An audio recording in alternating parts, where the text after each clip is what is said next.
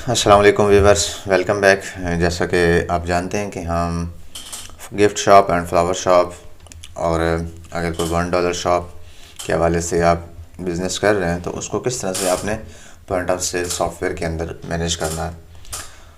तो उसको हम पहले जो हम नेक्स्ट लास्ट वीडियो थी उसमें हमने डिस्कस किया था कि पेरोल के हवाले से अगर कोई एम्प्लॉय आपके पास काम करते हैं तो उनको आपने किस तरह से मैनेज करना है। तो आज जो हमारी वीडियो है इसमें हम डिस्कस करने वाले हैं, यानी कि अगर किसी सप्लायर से आप उधार पे सामान उठा लेते हैं तो उसको पेमेंट करते हैं तो वो अपने पेमेंट सॉफ्टवेयर में किस तरह से एंट्री करनी होती है उसकी। और सेकंड, अगर कोई आपके पास ऐसा कस्टमर है जो आपसे सामान ले जाता है लेकिन पेमेंट नहीं करता, क्रेडिट पे सामान लेके चला जाता है और बाद में जो है आपको पेमेंट करता है, तो उस रिसीविंग पेमेंट को आपने किस तरह से एंटर करना होता है सॉफ्टवेयर में।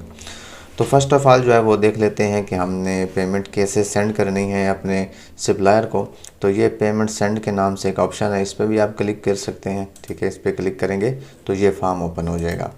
और सेकंड जो यानी कि मेथड है वो ये है कि आपने यहाँ पे ट्रांजैक्शन मॉड्यूल पे क्लिक करना है और यहाँ पे सप्लायर मैनेजमेंट सेक्शन में सप्लायर पेमेंट के नाम से एक सेक्शन है, यहाँ पे क्लिक करना तो फिर भी यही फॉर्म ओपन हो जाएगा।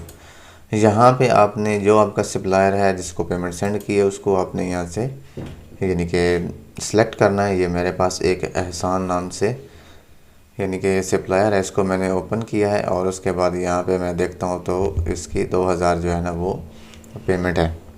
तो मैं यहाँ पे अगर उसको मैंने 1000 जो है वो सेंड कर दिया, उसकी मैंने एंट्री डालनी है, मैं 1000 लिखूँगा और इसको मैं कर दूँगा सेव। और तो सॉफ्टवेयर मेरे से पूछेगा कि आपने इसको मैसेज भेजना है या नहीं भेजना। अगर मैं मैसेज भेजना चाहता हूँ तो मैं येस कर दूँगा, अगर मैं नहीं भेजना चाहता तो नो कर दूँगा। इसी तरह अगर मुझे प्रिंट चाहिए तो मैं येस कर दूँगा और अगर नहीं चाहिए तो मैं इसको नो कर दूँगा। तो ये मेरे पास प्रिंट जो है वो ओपन हो गया। तो इसको मैं पीडीएफ में भी सेव करके सेंड कर सकता हूँ, सेंड करना चाहूँ, और अगर प्रिंट लेना चाहूँ तो प्रिंट भी ले सकता हूँ।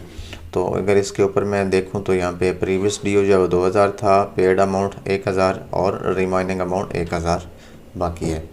तो इस तरह से यानी कि आपने पेमेंट जो सेंड की है अपने सप्लायर को दी है पेमेंट, उसकी इस तरह से आपने एंट्री करनी है। और इसी तरह जो कस्टमर है कोई उधार वाला उससे पेमेंट रिसीव करते हैं तो वो आपने यहाँ पेमेंट रिसीव पे क्लिक करना है। तो ये यहाँ से भी आप ओपन कर सकते हैं और यहाँ ऊपर से भी आप ओपन कर सकते हैं। ठीक है, तो यहाँ पे आपने अपना कस्टमर सेलेक्ट करना होता है और यहाँ पे पेमेंट ले लेनी है, यानी कि यहाँ पे मतलब कि 800 से लेना तो मैं यहाँ से 500 मुझे दे जाता है, मैं 500 लिखता हूँ और इसको मैं सेव कर देता हूँ। ठीक है, मैसेज नहीं भेजना, मैं प्रिंट लेना चाह रहा हूँ तो मैं यस करूँगा, प्रिंट मेरे सामने आ जाएगा। तो उसी तरह ये यहाँ पे बता रहा है कि 300 रिमाइनिंग जो है बैलेंस रह गया है, बाकी 500 उसने पेड कर दिया है और 800 उसने पहले देना था। और अगर इस तरह मैं इनके लेजर्स चेक करूँ, सबसे पहले ये कस्टमर का सप्लायर का लेजर है तो मैं यहाँ पे वही सप्लायर ले लेता हूँ।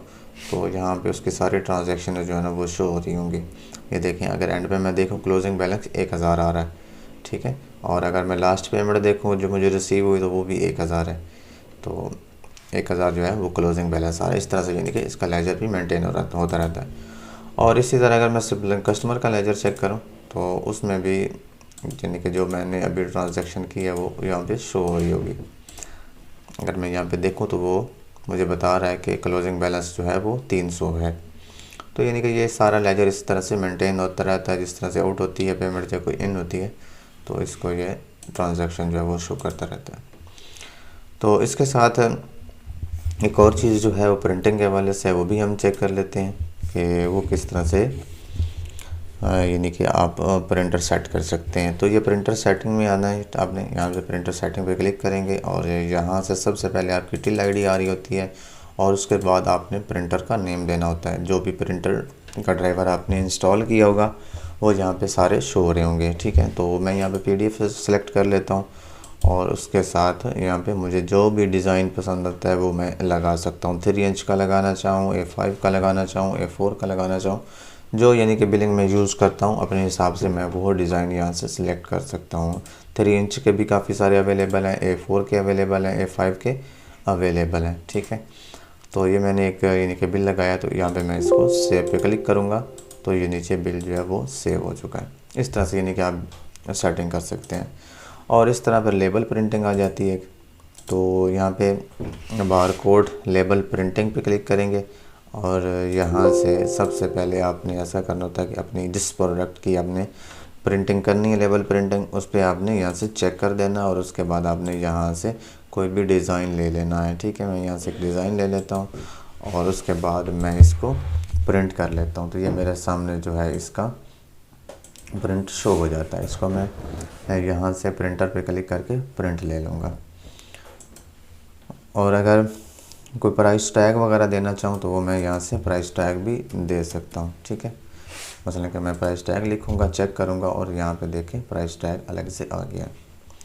तो इस तरह से यानी कि आप बार कोड की प्रिंटिंग जो है वो कर सकते हैं। और अगर मैं इसके साथ देखूँ तो ये कुछ ऑफ़र्स वगैरह हैं, जिस तरह से मसलन कि सेल्स वगैरह आप लगाते हैं या कोई गिफ्ट वगैरह, जिस तरह से गिफ्ट शॉप है तो उसके साथ आप कहते हैं कि ये चीज़ हमसे कोई लेगा तो इसके साथ हम इसको गिफ्ट के तौर के अपनी तरफ से भी कोई गिफ्ट जो है ना वो देंगे।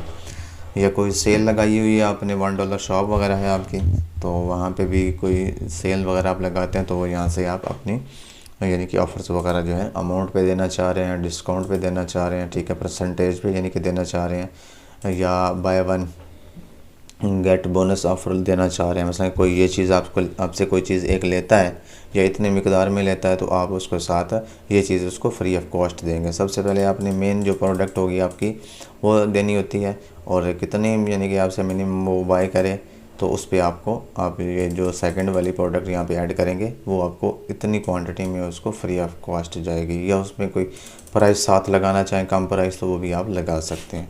तो उसको आपने यहाँ से ऐड करके एक्टिव करना होता है और डेट आप सिलेक्ट कर सकते हैं कि किस डेट से लेकर किस डेट तक ये ऑफ़र जो है ना वैलिड है। तो ये हमारी एक छोटी सी वीडियो थी जिसमें हमने पेमेंट सेंड रिसीव के हवाले से एंट्रीज़ को चेक किया कि किस तरह से उनकी एंट्री डालनी होती है और ऑफ़र्स वगैरह के अंदर मॉड्यूल्स हैं उनको हमने क्रिएट कर सकते हैं और इसके साथ प्रिंटिंग में कौन कौन से प्रिंटर्स डिज़ाइन अवेलेबल हैं। तो मिलते हैं नेक्स्ट वीडियो में जिसमें हम रिपोर्टिंग के हवाले से चेक करेंगे कि कौन कौन से रिपोर्ट्स जो है ना इसमें अवेलेबल हैं। तो मिलते हैं नेक्स्ट वीडियो में। अल्लाह हाफ़िज़।